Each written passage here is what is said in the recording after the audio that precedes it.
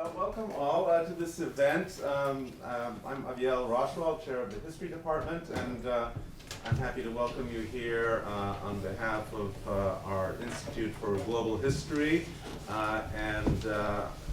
This event is also co-sponsored by the Berkley Center for Religion, Peace, and World Affairs, for which we're very grateful, and we're also appreciative of the Mortara Center for hosting the event. So it is a testament to the collaborative spirit at Georgetown. We are honored to have with us today Professor Eric Kaufman, who is Professor of Politics at Berkeley College, University of London.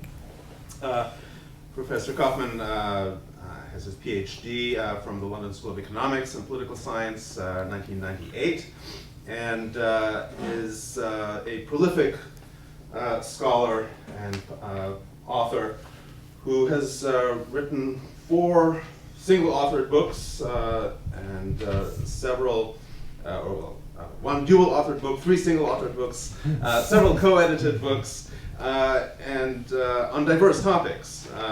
His interests range from the rise and fall of Anglo-America, the decline of dominant ethnicity in the United States, which came out with Harvard University Press in 2004, to 2 books on the Orange Movement and Unionism in Northern Ireland, with Manchester University Press and Oxford University Press, both of which came out in 2007. Most recently, the book Shall the Religious Inherit the Earth, which we'll be hearing more about today. He has 17 articles in refereed journals, more than that number as chapters in University Press books and articles in the popular press. He has been widely interviewed on radio. He took part in the public debate with then Chancellor of the Exchequer, later Prime Minister Gordon Brown some years ago, and has become extremely prominent as a scholar and commentator on a range of issues related to the sociology and politics of the modern world, with a special focus on ethnicity, religion, demography, and world affairs. He has won numerous fellowships and honors, too many to enumerate without taking up all of his speaking time, but just to give you a snapshot, he won the Belfer Center Visiting Fellowship at Harvard University, the Leverhulme Trust Grant in Britain, and the Political Science Association Richard Rose Prize of 2008, awarded to a scholar under 40 who has made a distinctive contribution to the study of British politics through his or her scholarship. And all that in the space of 2 months, March and April of 2008. So that gives you a sense of the intensity of Professor Kaufman's achievement record. So I could go on and on, as you can tell, but let me just finish my introduction by drawing your attention to his 2 most recent publications. Again, Shall the Religious Inherit the Earth? Demography and Politics in the 21st Century, which was blurbed as brilliant and provocative, a book every liberal should read. My first question will be, why should conservatives not read this? But perhaps conservatives don't like being provoked. We can find out more later. And fresh off the press, this book came out, I don't know, 10 months ago. This book came out a few weeks ago, roughly, I think, co-edited with Jack Goldstone, who's currently at George Mason University, Political Demography, How Population Changes Are Reshaping International Security and National Politics. And both these books are on sale outside, so if you are interested in reading more, there'll be a little book signing and sale ritual after the end of the talk and question and answer period this evening. Without further ado, I am happy to welcome Professor Kaufman to our midst, and please join me in that welcome.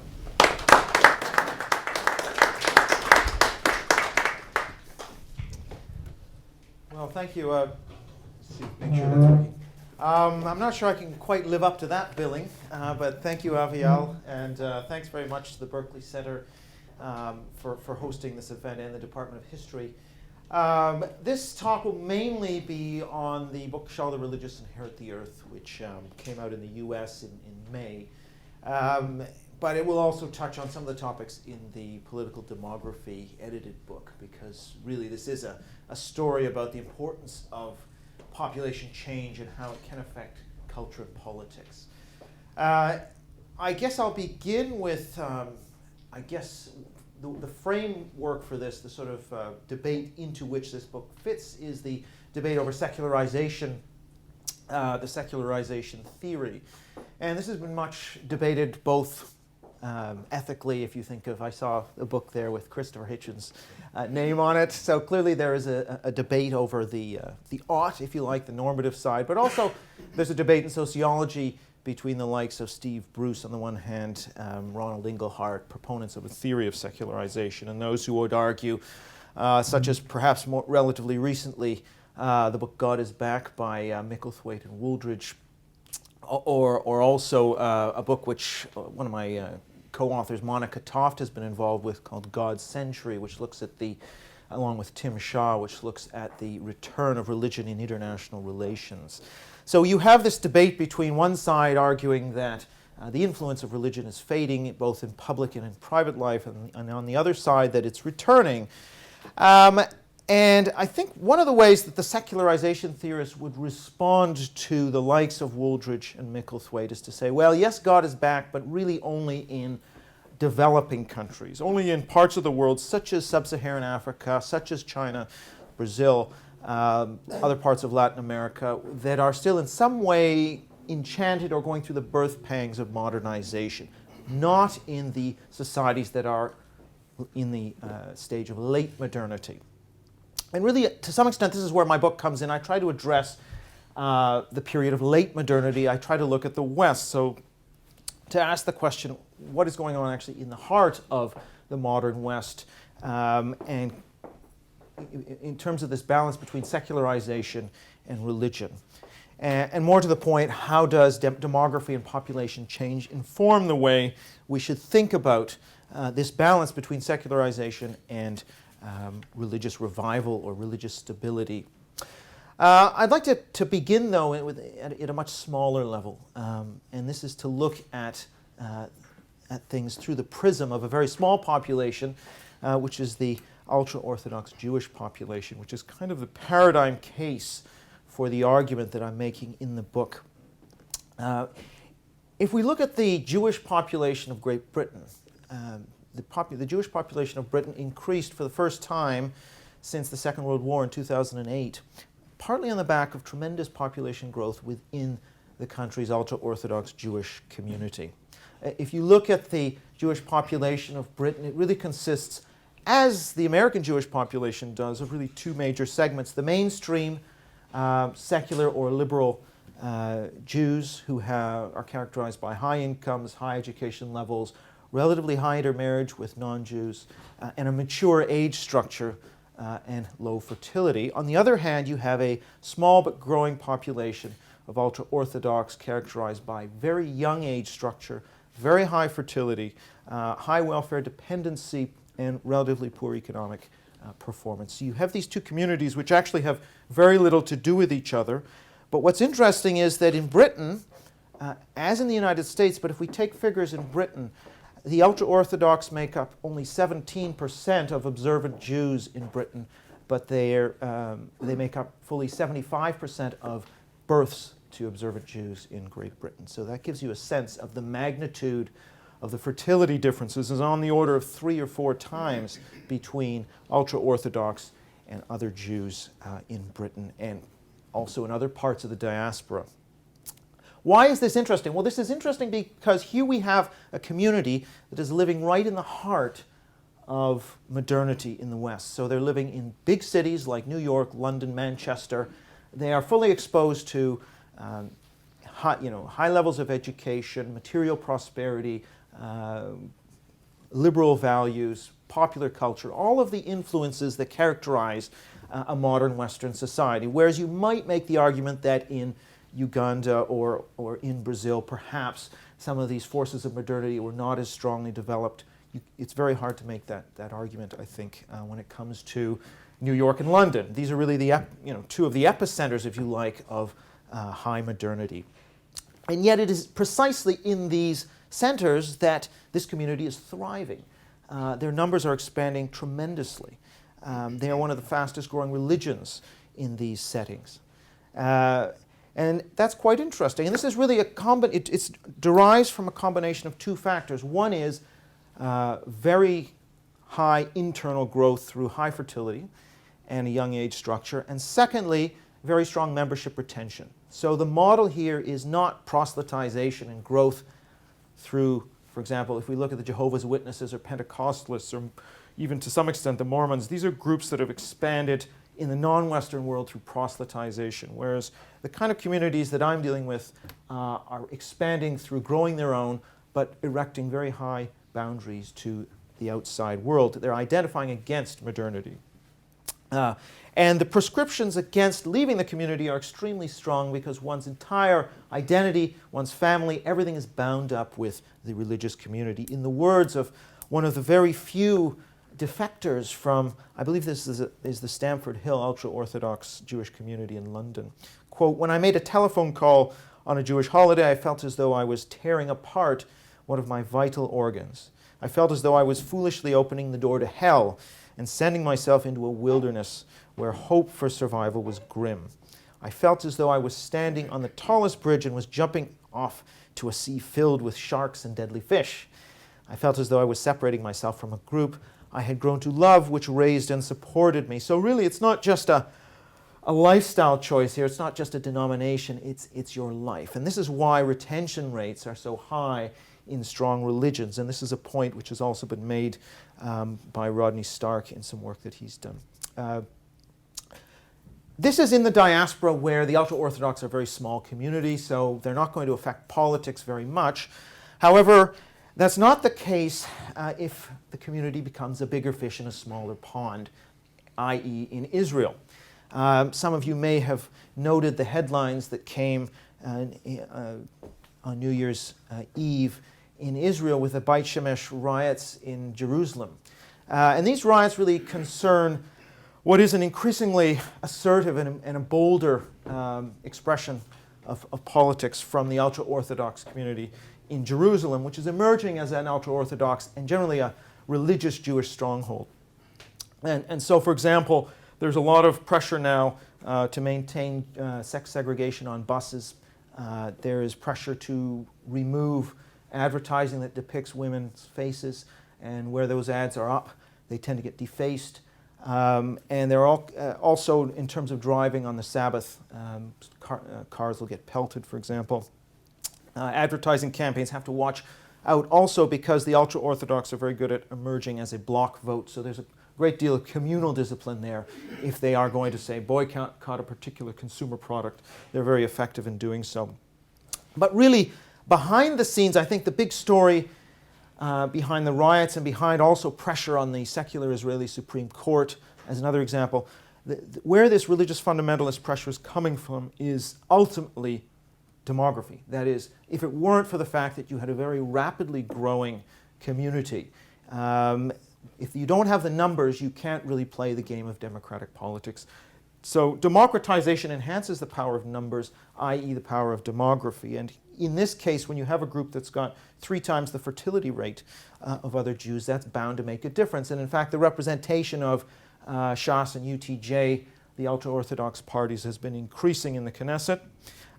In addition, the ultra-Orthodox population, which has been clustering in the greater Jerusalem area, but has also grown because of the population growth, has overspilled into the occupied territories. And now the ultra-Orthodox, who used to be pretty they could take or leave the whole issue of land for peace, but now they're very much more in the rejectionist, the hawkish camp. And so that's actually going to have ramifications when it comes to any kind of a peace deal or any kind of a deal that involves trading away East Jerusalem to the Palestinians. To give you a sense of the kind of growth I'm talking about, if you look at the Jewish school system, if you keep the Arab sector, excluding the Arab sector, and just the Jewish school system in Israel, it was only several percentage points ultra-Orthodox in 1960, but now the first grade class is a third ultra-Orthodox. So really quite spectacular growth. The number of exemptions from the draft, because the ultra-Orthodox don't serve in the military, has risen from approximately 400 at the formation of the State of Israel to over 55,000. That was as of 2007. So a group that's managing to hang on to its numbers, expanding, and also increasing in political influence in Israel. So the ultra-Orthodox then form what I would say, what I would hold to be sort of an ideal type, a kind of paradigm case. But the phenomenon, I feel, is much wider than the ultra-Orthodox. So the ultra-Orthodox form a particular ideal type, but there are different shades of gray moving away from that ideal type, which we can find in other religions, particularly Abrahamic faiths in other countries. And so, for example, two of the fastest growing denominations in the U.S., well, not non-denominational mega churches actually, but the Amish and Hutterites. How can this be? Well, it's not because they're converting or proselytizing, it's simply because they've got spectacular internal membership retention and high fertility. The Hutterites, I think, numbered 800 or so in the 1880s, and they are now 50,000. The Amish up from 5,000 in 1900 to 250,000, roughly, today. So a doubling time of more or less 25, 30 years, leading to this quite spectacular growth. For other groups, it's less marked than that. So if you consider the Mormons, there too the Mormons have a fertility advantage over other populations, other religious groups. They also have quite strong retention figures. Now the Mormons are more successful at proselytizing as well. But I think I would stress, particularly in Utah, the demographic aspect is very significant. So the non-Mormon population reached a peak of 40% in 1920. That actually declined. So the proportion of Mormons in Utah increased between 1920 and 2000, where it reached 75%. So that internal growth has allowed the Mormons to maintain their dominant position in the population of Utah. So that's a less extreme case than the Amish or the ultra-Orthodox, but I think it backs up a general point that demography is important to the story of the religious marketplace and the general growth and decline of religion or of secularism. Okay, but I just want to take a step backward and ask the question, why is this important now? I mean, why is it the case that we should be focusing on population change at this moment in history? Because I do think it is something that is important, especially important now. Now, the first point I'd make is it's not the case that this has never been important in the past. I don't know if any of you have read Stark's Rise of Christianity, where he looks at this idea that if a group maintains a growth rate of 40% per decade for a century or 2 centuries, that compound effect, more babies, more women to give birth, more babies, etc. So that kind of, even if you have a 10, 15%, 25% fertility advantage, as long as you're able to retain members, that's going to lead to quite considerable shifts in population over a span of centuries. So for Stark, he talks about the rise of the number of Christian converts from roughly 40 in the year 30 AD to 6 million by the time of Constantine in 300, and comparing that rate of growth with the rate of growth of Mormonism since its inception in 1830, which has grown at roughly the same pace as the early Christians. And the demography played an important part in both of those stories.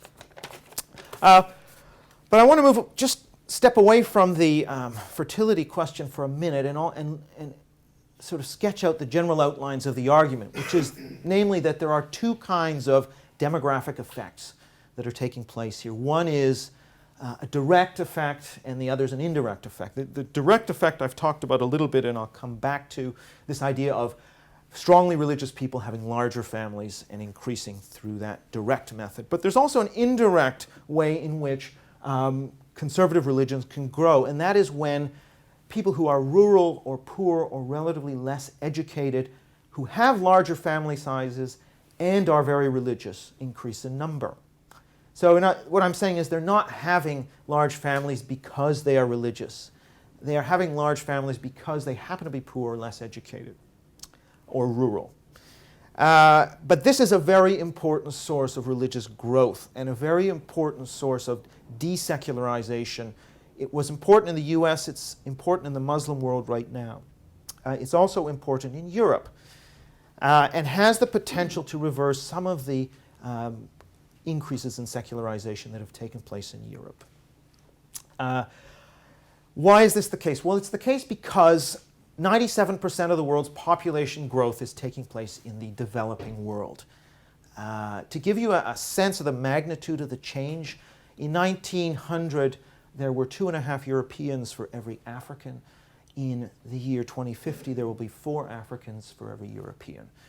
So the scope of that shift, the shift in demographic weight to the developing world and to parts of the world that are over 95% religious. So the population growth is taking place in the religious parts of the world, and the parts of the world that have aging and declining populations are the more secular parts, East Asia, Western Europe, so on. That's not because necessarily the secular parts of the world are not religious. That's not necessarily the reason. It might just be that the developing world is poor and less educated and happens to be religious. I'm not necessarily making the argument that it's because of religion that you see this difference in fertility between the developed and the developing world. But it's still the case that the net result is the same, which is that you get an expansion of the religious part of the population, contraction or stabilization in the secular parts of the population through these big population shifts. And this really represents what I would call a kind of demographic revolution, because you have really unprecedented population explosion in the developing world. Why? First of all, it's the case that Europe went through a population explosion, but that took place between the late 18th century and the mid-20th century. So this transition from high death rates and high birth rates to low death rates and low birth rates, what we call the demographic transition, began first in Western Europe and North America. The population explosion led to populations expanding between 3 and 4 or 3 to 5 times.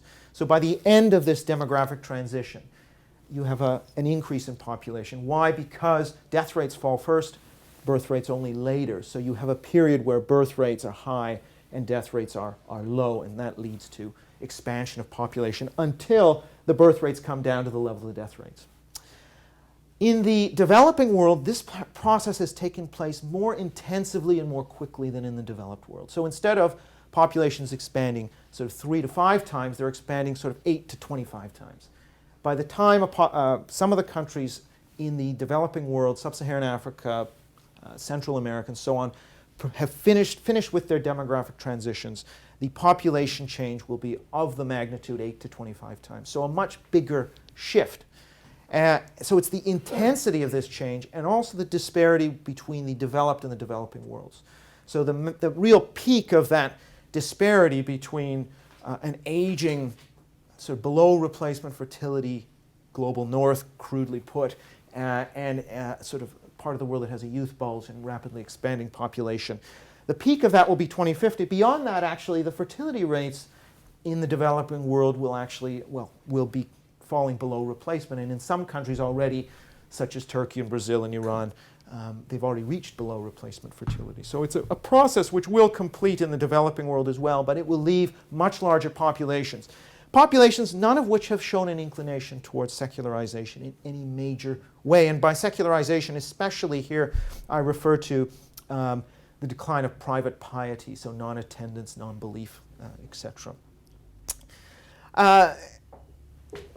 Because of the demographic disparity, we're going to see flows of population through migration from the developing world to the developed world. The aging developed world requires immigrants to pay for pensions, for example, because of a decline in the working age populations. And so projections for Europe are that we're going to see a tripling in the proportion of the populations of non-European ancestry between now and 2050, which is a faster change than the US will experience in that period. And this is going to not only bring ethnic change, but on the back of that bring a re-injection of religion into these societies. And I've done some work on this with some demographers, and we've done some projections based on a number of different assumptions. And what we sort of find is that what's happening in Europe is demography is acting as a kind of brake on secularization. So it's slowing down the process of religious decline. It's not stopping it, it's slowing it down. But this is likely to sort of flatten out sometime around 2050. So we can see that already in the major cities, Paris, London, Amsterdam, and so on, cities that are major immigrant gateways. London, for example, is between 1989 and 2005, I believe. I think I've got those dates right. But in this 20-year period, Christian attendance dropped 40% in the rest of England, and it remains stable in London.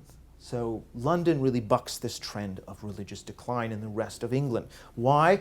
Well, if you look inside a London church, the typical London church is 60% ethnic minority. If we include sort of white ethnic minorities, if you like, from Eastern Europe, that figure is even higher.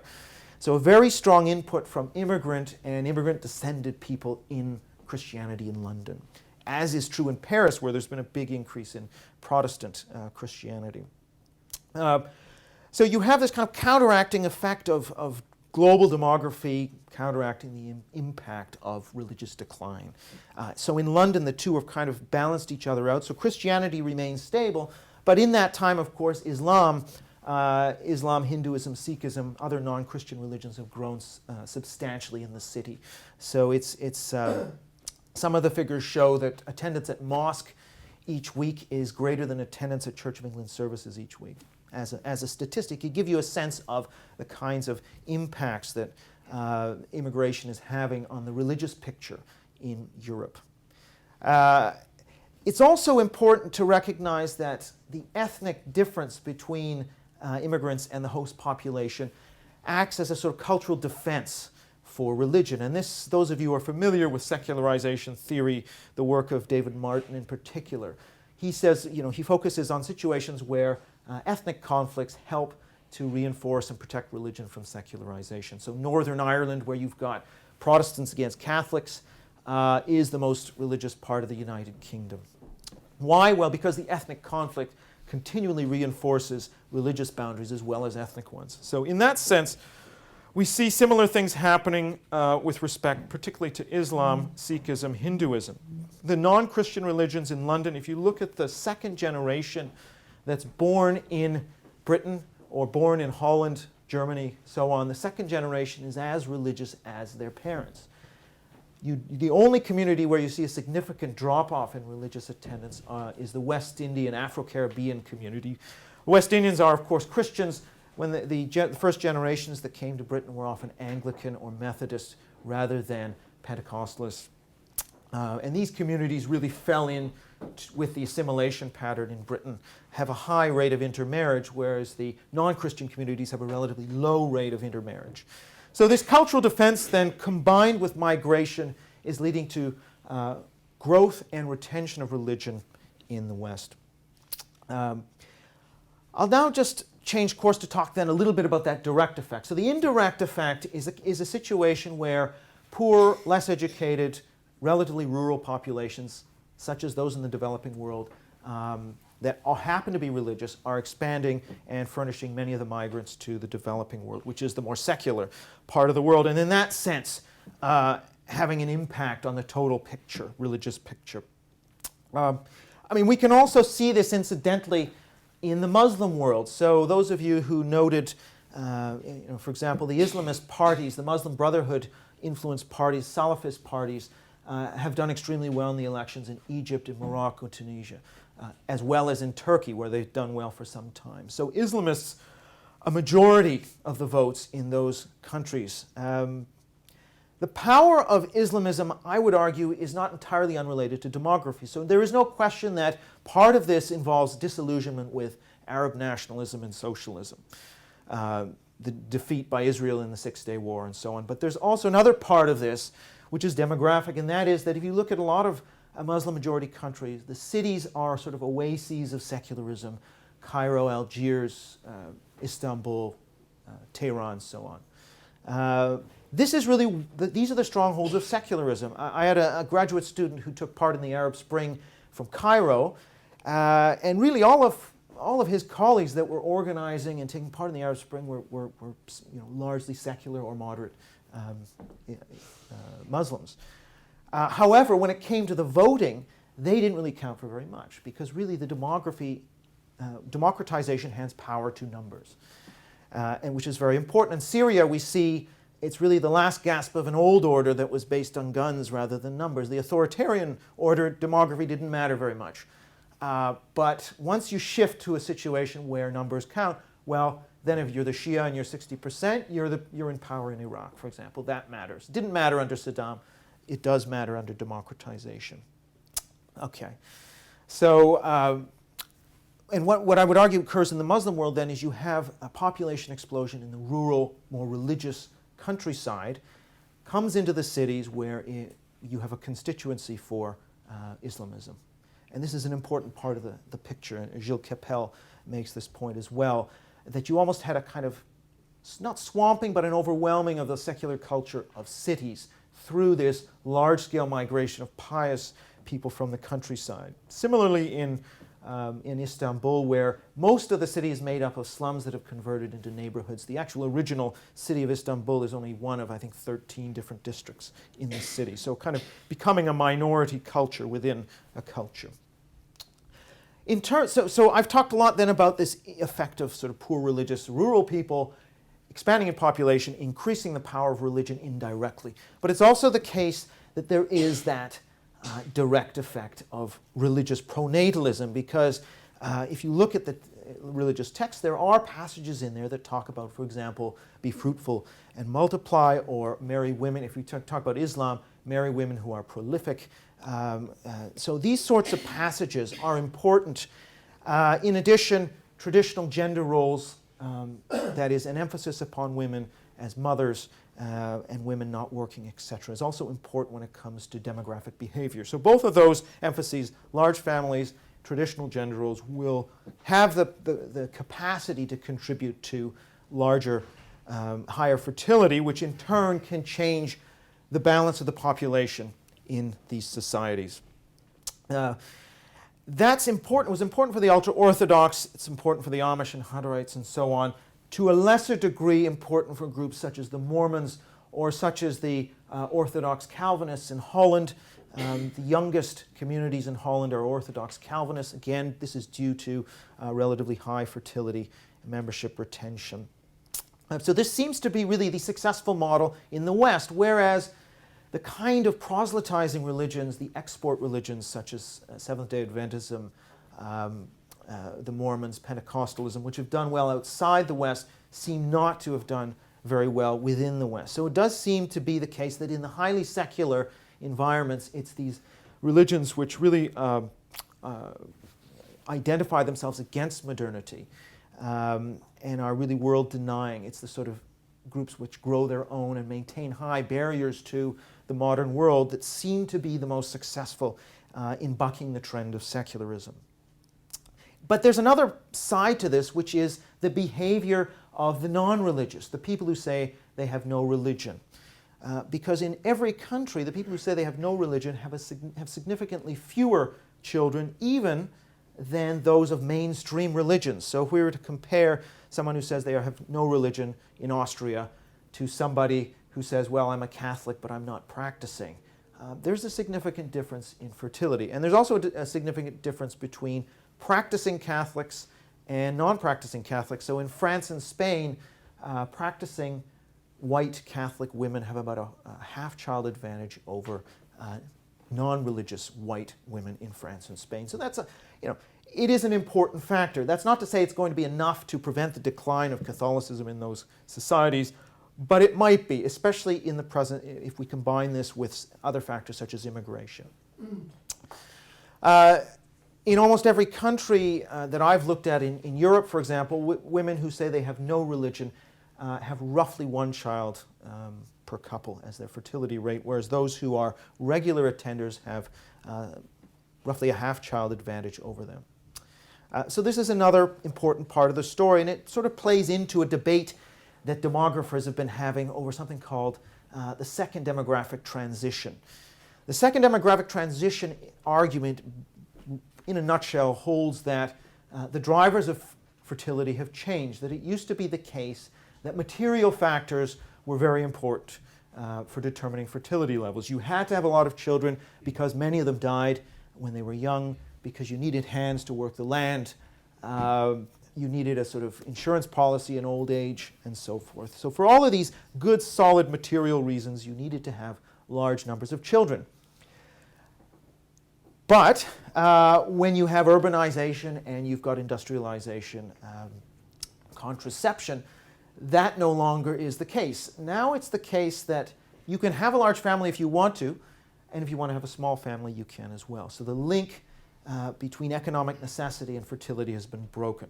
What that means is that values, cultural determinants, become more important as drivers of family size. And it's under those conditions that all of a sudden this difference between strong religious and secular starts to take on more meaning in terms of fertility behavior. We can even see this change going on in the US. If you look at the General Social Survey and the difference in family size and fertility between pro-choice and pro-life women, that gap has been increasing. Since in the 70s it was about 22%, and it's now up to about 40% in the latest polls. So you see a widening of that difference. It's also the case that, as in general, fertility has come down sort of below replacement or at replacement, the differences become more pronounced. So the difference between 5 and 4, 5 kids versus 4, if you imagine, if, for example, in 1900, religious fundamentalists had 5 and seculars had 4, that difference is a 20% difference. But the difference between 2 versus 1 is 100%. And that's also what's been happening, is that as fertility has been dropping, the percentage difference between strongly religious and secular has increased in terms of fertility.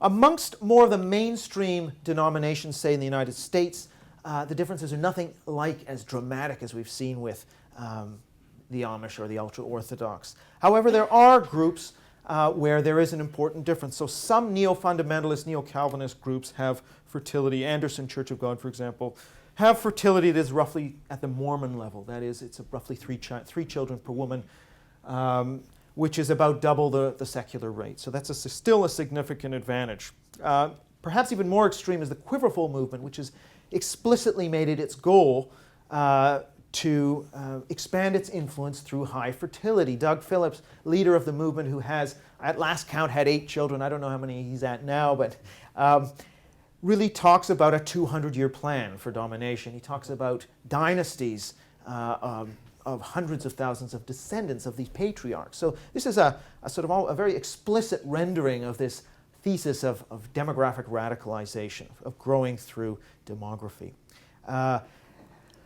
And part of the logic here is that in a situation where seculars in particular are having below replacement fertility, there's an opportunity to gain significant cultural and political influence through high fertility. Now, it remains to be seen how successful this will be, but some of the anecdotes that come from Quiverful are quite revealing, and really are not entirely dissimilar to what we find with the ultra-Orthodox. So in ultra-Orthodox circles, women who can have a lot of children gain high prestige within those circles. And likewise, in Quiverful circles, the women who aren't able to have many children see this as a sign that they haven't been chosen.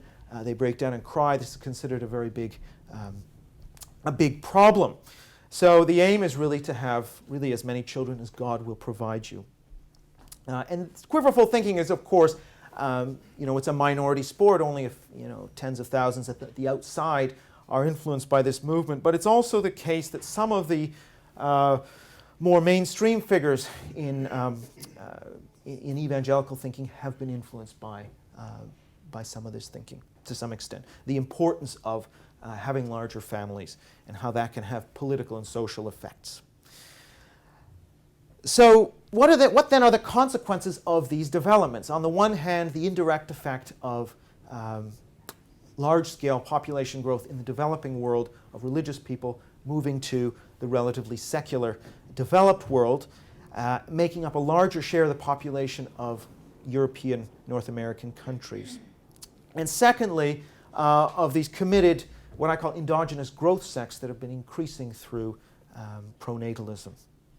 I think the consequences are that we will see not necessarily any sort of political theocracy or anything of that nature. Much more, I think, will be a sort of creeping moral puritanism of the kind we see in countries in the Muslim world, also increasingly in Israel. So in the Muslim world, those who wish to convert from Islam to another religion, secularists, minorities such as Copts, Jews, Christians, are under pressure, increasing pressure from assertive movements like the Salafists. Supreme courts, both in Israel and Egypt and Pakistan, courts that were really developed by Western-educated, secular-leaning elites based in the major cities.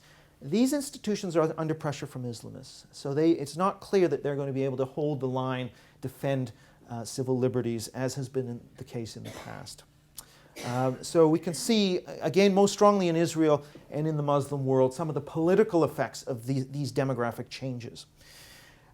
In the West, I think what we can see if we look down the line is not some kind of a Eurabia situation. I'm pretty explicit about that in the book. It just doesn't hold up in the projections.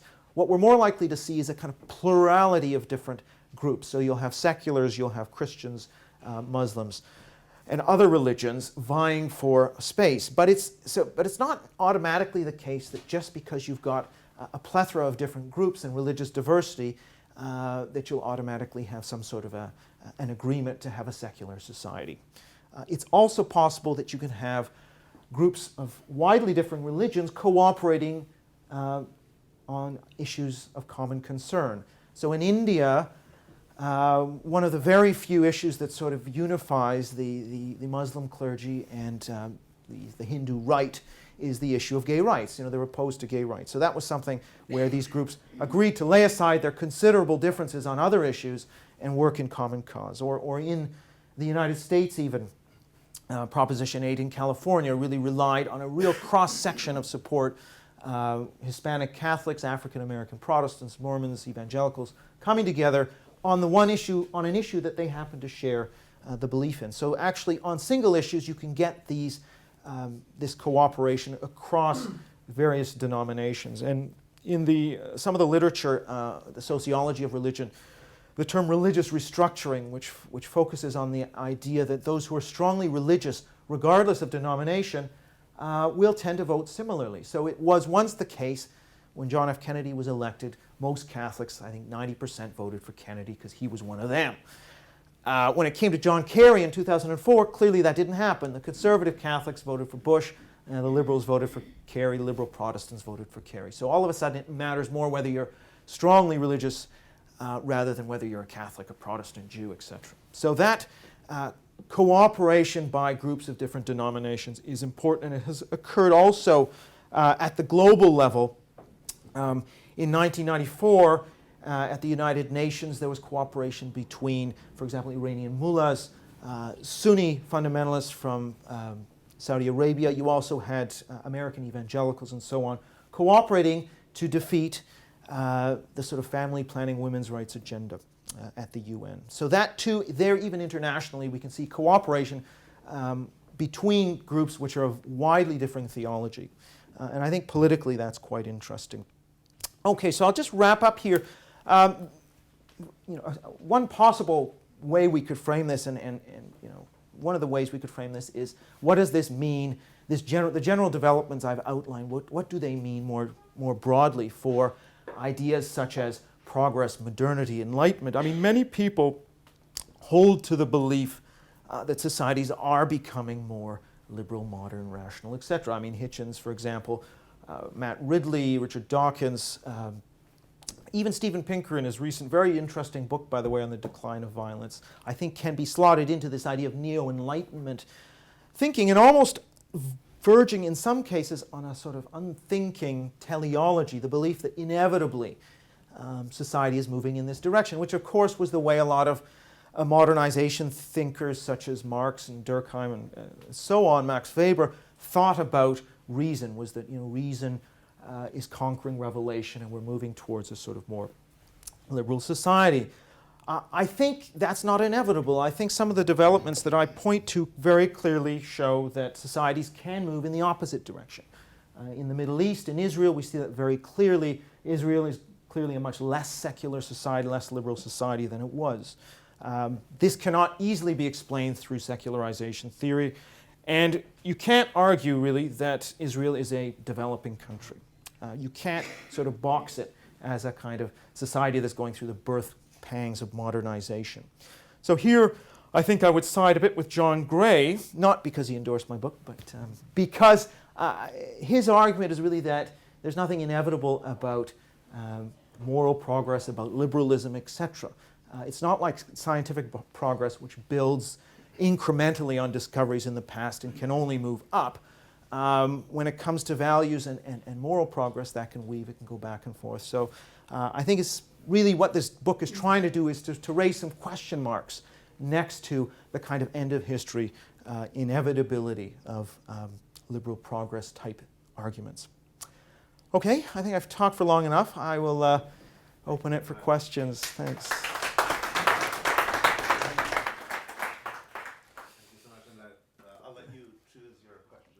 Perhaps since it's a relatively small group, you could introduce yourselves briefly, name, rank, serial number, department, as you ask questions. First, I'm a PhD student at George Mason in public policy.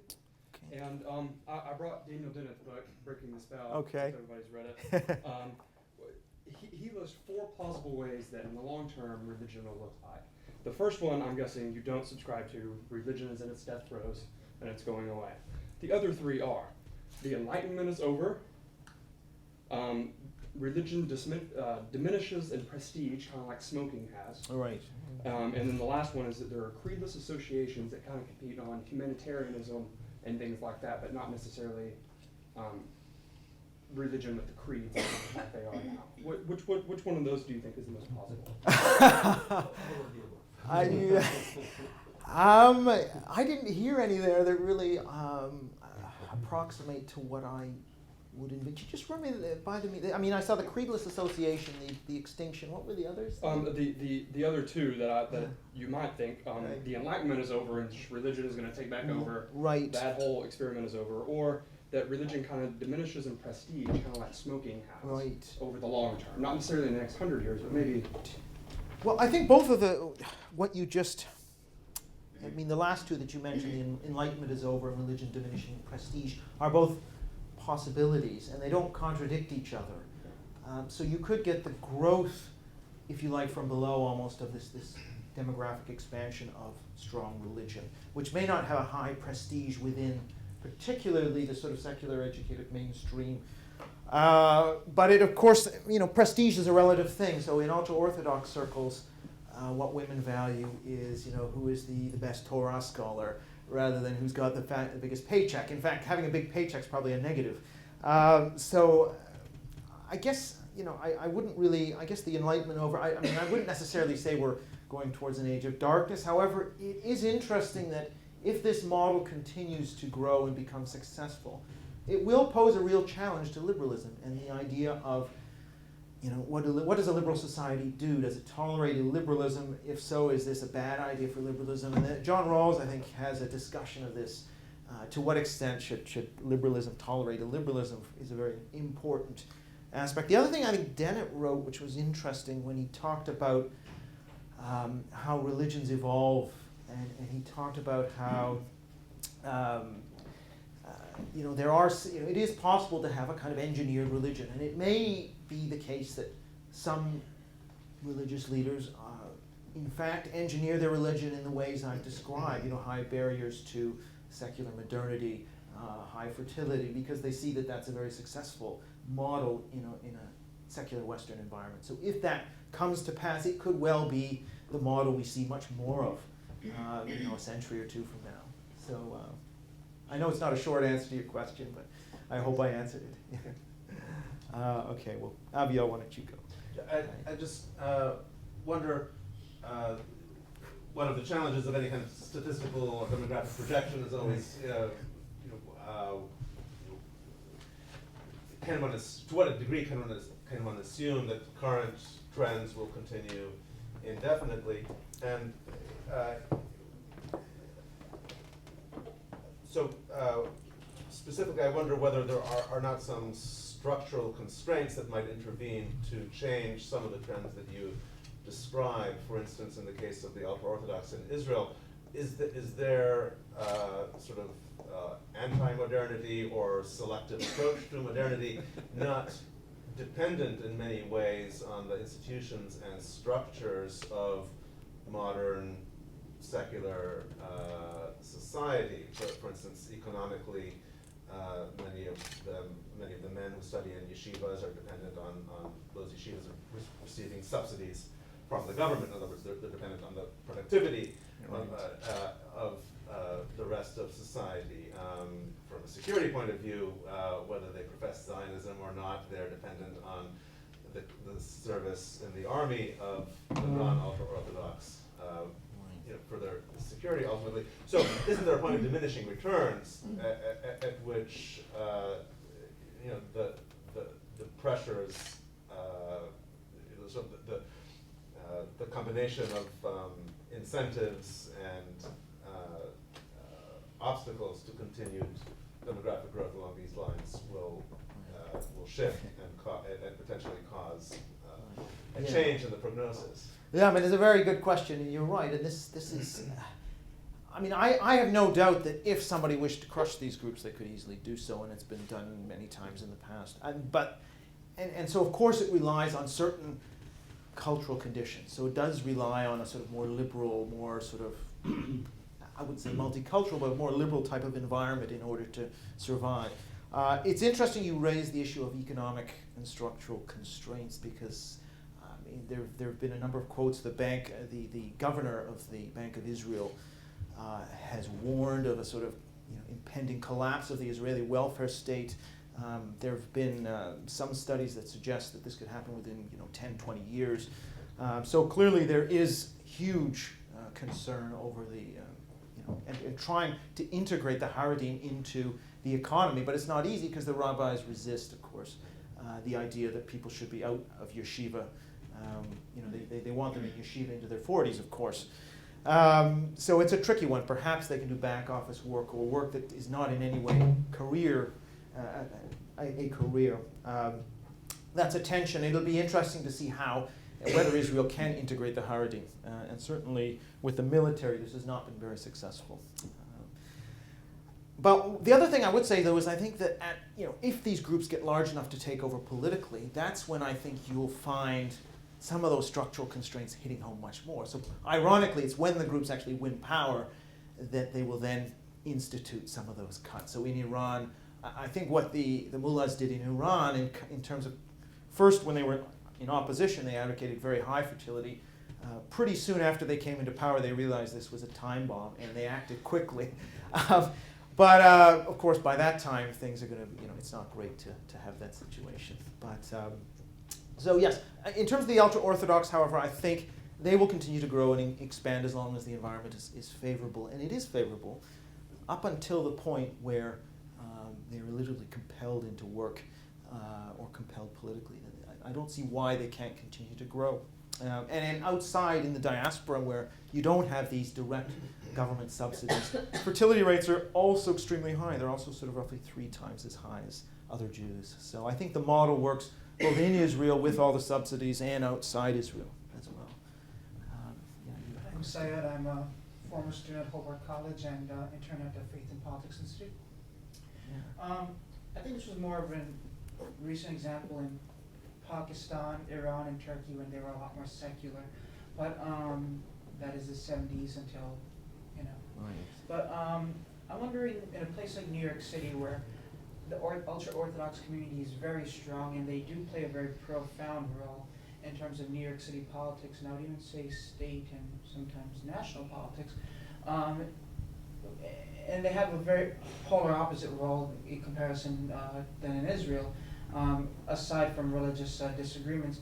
What kind of role, if possible, and if that role can be emulated in places like London and cities like Amsterdam, because I feel like there is a religious and a moral argument that can be utilized that they have in other denominations in these big cities that they may have already tapped into.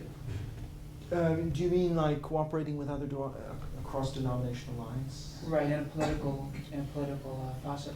Well, yeah, I do think they can be mobilized. I mean, the ultra-Orthodox, I think, can be mobilized into coalitions that involve different religions, and in fact have been mobilized.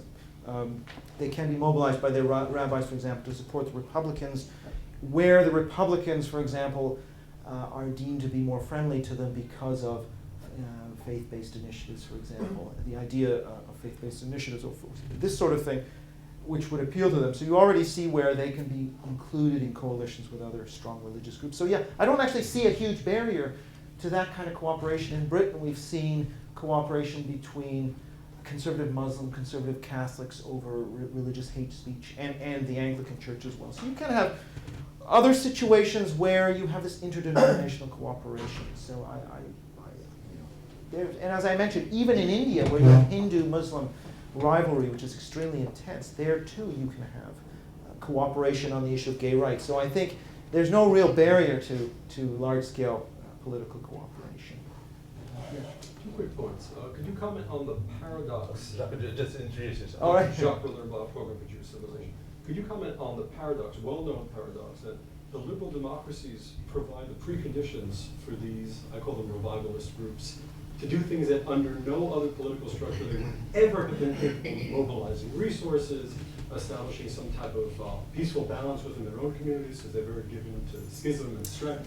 It's an incredible paradox that only liberal democracy can grow that. And the second thing, if you could just help me as a demographer, I'm thinking of Philip Zuckerman's work, I think in the Cambridge Companion to Atheism, where they're just like atheists everywhere. I'm trying to figure this, 850 million, at one point, it doesn't strike me as feasible, but maybe there's something I'm missing. Is there data indicating, unless you're counting all of China, I don't know how people are coming to these numbers, that there's this massive proliferation of atheists. And I haven't seen anything to that effect, so maybe you could just very quickly help me on that. Okay. Two very interesting. The first point about liberal democracy, yeah, I think you're right, and I didn't maybe mention this enough. The book is not just about demography. I mean, really I'm talking about the coming together of two factors. One is this great demographic turbulence through the second demographic transition and the uneven transition first in developing worlds. But the other part of it too is religious fundamentalism as a sort of rejection of secularism, which is quite a modern phenomenon actually of the 19th or even early 20th century. And so with the ultra-Orthodox, this kind of segregation really only takes place in the 1950s and 60s that we get that segregation that helps them to have very high endogamy. And so it is important that the context of liberal democracy, I do think, is a very favorable one for these groups to thrive. And you're right that in a more authoritarian setting, I think it'd be much more difficult. You only have to look at interwar Europe and you to see that in fact it was the more orthodox communities that suffered disproportionately, or even if you go in American history, when the federal government sent, when the Mormons wanted to set up a theocracy, the federal government really just sent the troops in. That kind of thing, where you have a more liberal, multicultural type situation, it's much easier for such groups to, I think, to thrive. So I think I would agree with you very much. That's an important condition. On the atheism, yeah, I mean, there's quite extensive now data that's been compiled from many different sources. I know that the Pew Forum have done an excellent job on this, where they're compiling data sets together with some of the demographers I've worked with from the International Institute for Applied Systems Analysis, a big mouthful, near Vienna, where they've gone and they've looked at all the demographic and health survey data and other kinds of survey data, which gives you a fairly good broad sense of the the number of people who say they are of no religion. Globally, that number has actually declined. So the the number of atheists has actually decreased as a percentage of the total because of the collapse of communism to a large extent, but also because of the demographic increase of particularly Islam, but also of Pentecostal Christianity and other forms. So it is true that there is pretty good data on this, but it's not true that atheism is increasing. I think it's quite the reverse. It's not that atheism is dropping quickly. I think it's it dropped after the collapse of communism. It's maybe holding its own now, but no, nothing like a sort of major increase. Although it is interesting that in the United States, there is emphasis within the white population of the United States that there's some evidence, I think Robert Putnam comes up with this, for a growing secular non-affiliated population amongst young white Americans. And that is true. I guess the only point I would make is that this has to be contextualized against the growth of sort of other communities. So for example, Hispanic Catholics and others, groups which are increasing quite quickly, which are to some extent offsetting that secular trend. But there are certainly places and communities where secularism is increasing. So it's not the case that secularism is decreasing everywhere, but there are certain environments where it is increasing. Jose Casanova, the Berkley Center here at Georgetown. I have two related questions, having to do one with the United States, the other with China. Okay. As you know, those are the two great outliers in Inglehart's and Pipanore's theory. And as your thesis is very close to their thesis, let me put it. I mean, the assumption that ultimately it is rural educated people that are more religious and urban modern people are less religious. Of course, the United States has always falsified this thesis. It's not unlike, or because, as Inglehart says, America is so religious because immigrants, poor, uneducated immigrants keep coming in. People become more religious the longer they've been in the United States. Peasants from the Mezzogiorno that became non-religious in Torino and Milan and in Buenos Aires became religious in Philadelphia, New York, Chicago. And this happened to Catholics, happened to Protestants, happened to Jews, it's happening to Muslims, happens to Hindus today.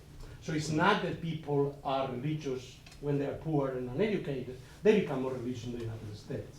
So this puts into question a fundamental assumption of the indirect demographic thesis. China, of course, is the other interesting case, insofar as it has a very rapid, successful demographic transition thanks to the one-child policy. But we see a relatively, let's say, rapid growth of all kinds of religions in China today post-demographic transition. Actually, the Catholics, Chinese Catholics are the only ones which rely on demography, and they are the ones not growing at all because of the one-child policy. But Protestants are growing very rapidly, not because of demography. And of course the question is, the other groups in China, we don't know because we cannot call them Buddhists or Confucians or folk religions, but we know that religious practices of all kinds and religious beliefs are growing in China among all groups. So the question is, what does, given these two outliers, and those are two very important countries, Yes. Which kind of question does it raise for your theory? Yeah, I mean, as one would expect, very incisive questions. And yeah, I mean, China's an interesting, I mean, I'll just take China first. It is an interesting one. I mean, you're right that there are a lot of the upwardly mobile populations that are gravitating towards Protestantism, for example, house churches and so on. I think the way the secularization people would respond to this, and I'm not 100% with them on this, is that, well, here we have a country that is really entering high modernity. And so once that process is finished, a lot of the radical energy will dissipate and they'll move in the secular direction. I don't know the answer to that one.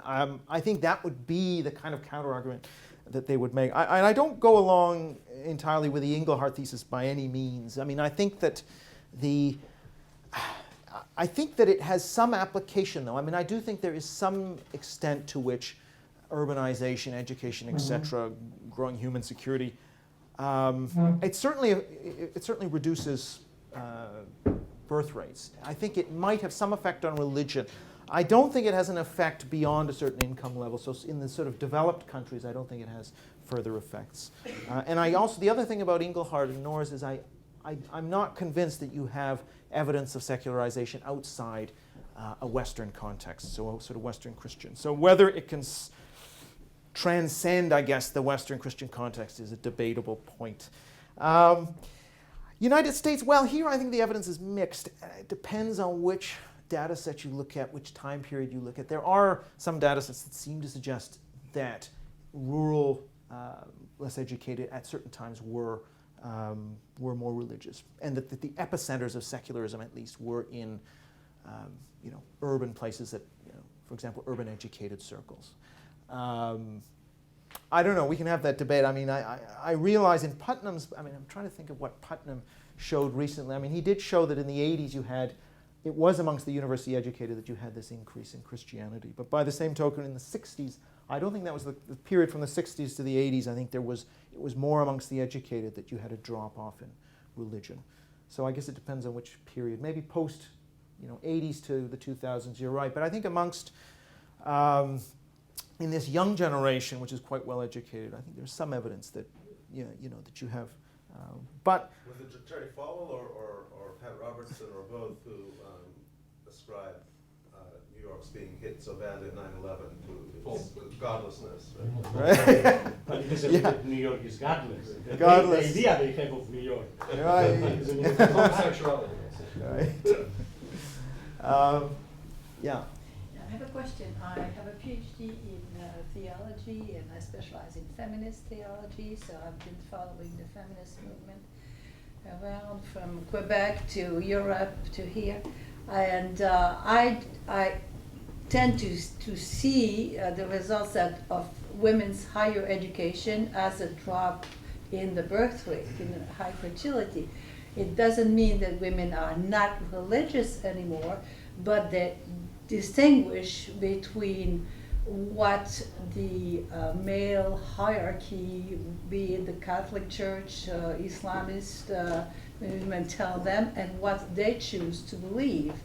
And I am just returning from a stay of 2.5 years in Switzerland, which is my country of origin, and I saw an extreme drop, not only in the birth rate, but also in the religiousness since the last 40, 50 years.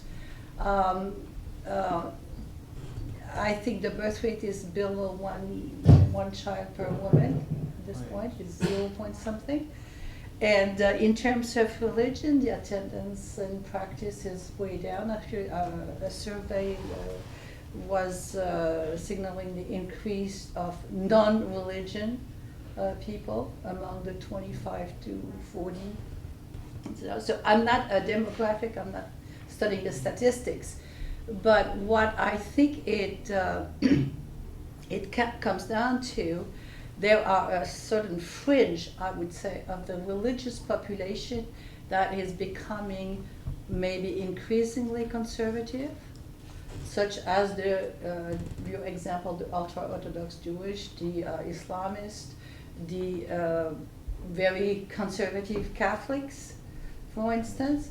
But I don't think this is a trend in any way, shape, or form in Europe or in the United States. They are not dominant. At least I don't see this dominance as this demographic increase. Because women are becoming more educated, they have jobs. They have also they're facing an economic situation in which it is impossible to raise a family of 12 children, for instance. Right. Unless you fall into the dire poverty. So I don't see what is the exact logic in your.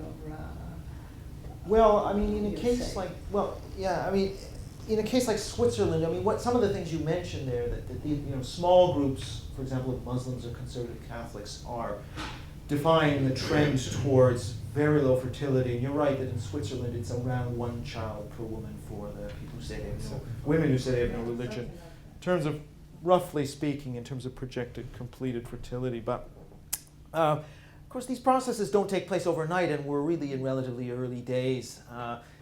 Some of the projections say if we take the Muslim population, which by no means all conservative at all, but Muslim population of Switzerland by 2050 will be sort of more, rather than being sort of 3-4%, will be sort of maybe triple that almost, or could be as high as sort of 10-15%.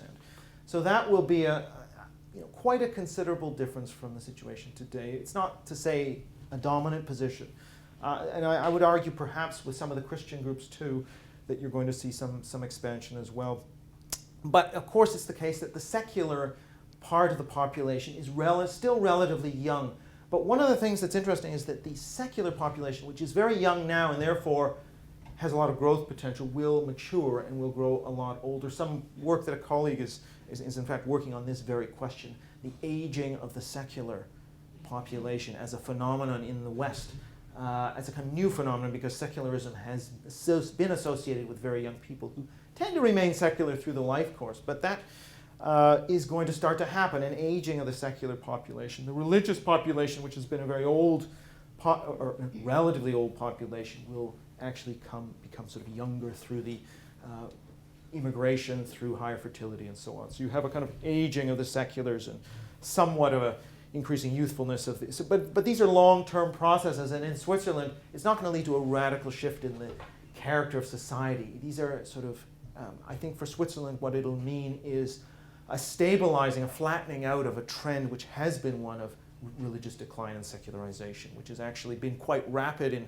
much of Western Europe. That's going to start to stabilize and flatten out, partly because the countries are going to resemble ethnically the capital cities. So England is going to look ethnically like London does today in 2050. So we can imagine that it's very likely the religious picture in England will resemble the religious picture in London, which is one of sort of slow growth, but it's not one of decline. So that's where I suppose my argument would be. It's not that you're going to have the ultra-Orthodox taking over Geneva, but it's I guess, a corrective to a view that sees sort of an inevitable demise of religion in Europe. I grew up in the rural South, and then I spent 10 years in Asia. Then I came to Washington. So I've had the Southern Baptist religion, the Buddhist, Taoist, etc. religion, and for the last 27 years of my life, it's Jewish. So I've been exposed to a lot of these different religions, but to me religion has become politics, and politics is religion. And the one way that things are going now is, before, if you wanted to go out and meet people, you would go to church. You would meet people of similar, but you could also, now there's no need to go to church. Church is not a socialization process anymore. Church is for people of the same mind to think. You're on the internet and talking to your friends about religion more than you are anything else sometimes. When you have Tim Tebow throwing for 316 yards, and that becomes a symbol of religion, that is, to me, and then also he didn't really throw for 316 yards. The penalty should have been on that play. So the way people are looking at it is that using the internet and mass communications, you're able to reach out and touch people in a way you weren't before, but you're also narrowing those people that you might choose out to reach, because you're always looking for people with the same ideal, the same type of setting that you are. Before in church you could have people from various social groups. Now it's basically Well, I mean, that's, it's very interesting. I don't know if you've read Putnam's book on recently, where he talks a lot about the people choosing their churches based on fine political gradations. So you choose your denomination based upon whether you're, say, a liberal Democrat or a conservative Republican. If you're conservative Republican and you're an Episcopalian, you switch denominations to become sort of a Southern Baptist or some sort of more appropriate political denomination. But so you're right, there's a certain sorting taking place. I think I do address this a little bit in the book, in that I talk about a growing self-consciousness of strong religious people. So there is this self-consciousness about secularism as a threat, and in a way, particularly religious fundamentalism is a modern phenomenon, in that it's a mobilization against the challenge of secularism. And so it's a self-conscious religion, whereas traditional religions, I think, are in many ways they're unself-conscious. You just perform the ceremonies and go to church and whatever because your parents did. And I think that kind of an individual is more susceptible to becoming secularized, whereas I think with some of the newer religious groups, there is a self-conscious desire to resist secularism and resist modernity. And that's, I think, a fundamental difference between, for example, someone who's a traditional Christian in, say, Africa, not a Pentecostalist, but somebody who might be a traditional Anglican from Zimbabwe, versus somebody who has sort of made a commitment to be, an ultra-Orthodox Jew. I mean, that is a statement. You're aware of the secular alternatives, the charms of modernity, the availability of contraception, and you're taking a self-conscious stand not to avail yourself of that. And that is a very important difference. So it's that self-consciousness, which I think speaks to a bit of what you're talking about, this idea of being self-conscious about who you network with and choosing your denomination based on people who you feel comfortable with, leading to narrower and narrower social groups. So I think that is going on, yeah. Definitely. Yeah. Thank you for a great presentation. This has been a great discussion. I wanted to ask about another factor, sort of in line with Aviel's question, another factor that could shape, and I think will shape the demographic trends going forward that you really didn't touch on much, and that's the global economy. And there, a couple of obvious questions are convergence between the North and the South over the next 20, 30 years in terms of per capita income, whatever you'd like to measure. How would that affect what you're talking about, the lack of convergence? How would that affect the trends that you foresee? And then just more generally, the impact of economic crisis, which we're seeing now in the West versus economic growth in driving the sort of demographic dynamics that you described. Good, yeah, it's a big question. I'm trying to sort of think how would this play into my argument. I mean, to the extent you have stagnation in the developed world, if that were to lead to less of a pull for migration, and if that would lead to some decline in migration, so for example, Mexican immigration is much reduced now into the United States because of the construction sector being in decline. Well, clearly, if that continues, which I hope it doesn't, but if it continues indefinitely, then yes, there's going to be less of a flow of religious population into the secular developed West. So that would affect some of the trends. Convergence, well, I think part of the story on convergence is I've just spent a few weeks in Tanzania. I still have a bit of a tan left, but it's interesting to drive through, the dusty streets of rural Tanzania, and you see everybody is under 20 years old in large groups with very little to do. Partly what's going on there is you've had a stalled fertility transition in many, particularly sub-Saharan African countries, and that makes it much harder. In some cases, these countries' GDP per capita has fallen since the 60s. So in parts of yes, if it's Brazil or Latin America, no question that you're getting rapid convergence. But in other parts of the world, the demography is actually worsening the prospects for convergence. So it's, oddly enough, actually North Africa is relatively, is a relative bright spot in the sense that their demography is now, moving rapidly towards developed world. So fertility rates now are at or below replacement in Algeria and Tunisia and so on. So there, I think Not Egypt, though. Not Egypt, no, not Egypt. But although it's come down somewhat, but. So I do think, it'd be interesting to see what that will mean if we actually genuinely get North Africa converging with the Mediterranean economy. Not that that's anything that you want to be doing right now, but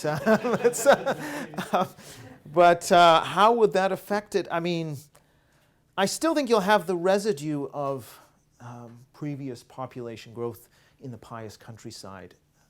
The momentum behind that will continue for perhaps a generation. So we'll still shape population trends, but at some point that will dry up, and then then we will get into a situation where it no longer plays a big role. So it could have, if you actually do get genuine convergence, then it could counteract some of these trends for sure. Yeah. Okay. Yeah. Okay.